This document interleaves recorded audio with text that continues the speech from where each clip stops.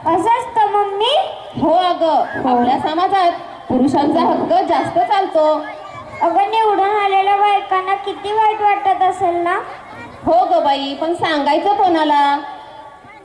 नाव माझं फलकावर खुर्चीवर बसते मी, पण निर्णयाच्या सावलीत उभी का अजून मी? मत माझं नावावर विजयाची बाळगळा, सिद्धी पण आलेला आहे. दोरा कुणाच्या हातात?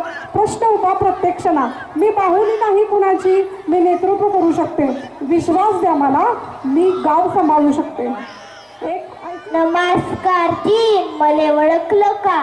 आओ, मी लीला, खंडोबा मेंबर नाही का, त्यांची मी घरवाली. आताच काय आमच्या गावाचं इलेक्शन झालं होतं, त्याच्यात तेव्हा मी पोळ्या करत होतो. आले की आमचे मेंबर आणि मला कसे म्हणतात, उभी राहा. म्हणलं आता मी पोळ्या करू की उभी राहू? ते म्हणले अगं तू इलेक्शन मध्ये उभी राहा. मी इलेक्शन मध्ये उभी राहिली आणि निवडून पण आले. गावाला माझी अशी वरात काढली होती, मला तर पाक लाल पिवळीत केलं होतं. माझ्यापेक्षा तर माझे मेंबरच जिंकत होते. बायका कुठला पदावर गेला की नवऱ्यालाच वाटतं की आपणच पदावर गेलो म्हणून. मी आणि माझ्या पुढे सगळी जिंकत होती. मी म्हणलं आता थांबा, तुम्ही सगळी जिंका, परत दाखवते माझा एकेकाला इंगा.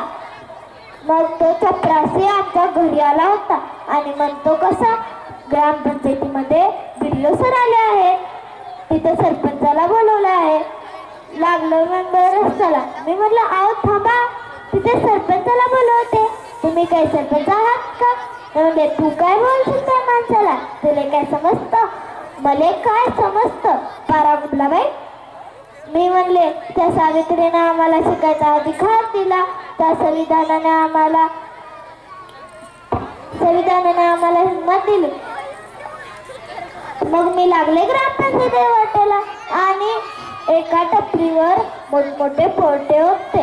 त्यातला तर बाई एक बंदा मला आडवाच आला आणि काय म्हणतो, बाबा नशीब आपलं उतान झोपलं, जीवाची फजिती ऐका.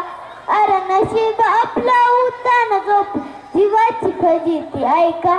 आता मर्दाला किंमत हाय का, या सरपंच झालेत बायका.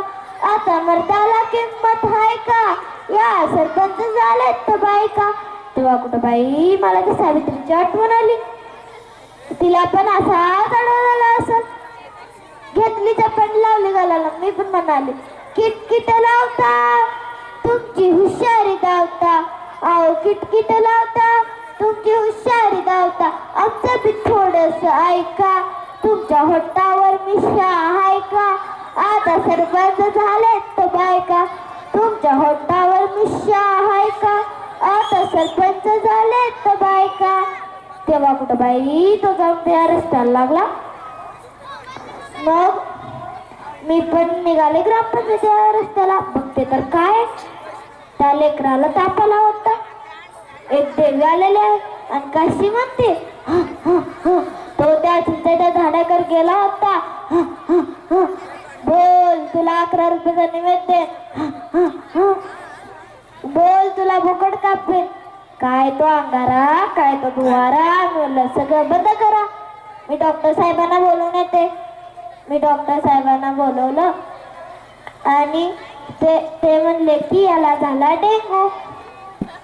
आता सगळ्या घराच्या बाजूला पाण्याचे नुसते डबके होते आणि त्या याला डेंगू होईल का नाही? अजून कोरोना नाही गेला. सॅनिटायझरचा वापर करा आणि मूल शिकवा. मुलगी शिकली तर आपलं नाव उंच होईल, आपल्या गावाचं नाव उंच होईल. आता लयच उशीर झाला. धन्यवाद.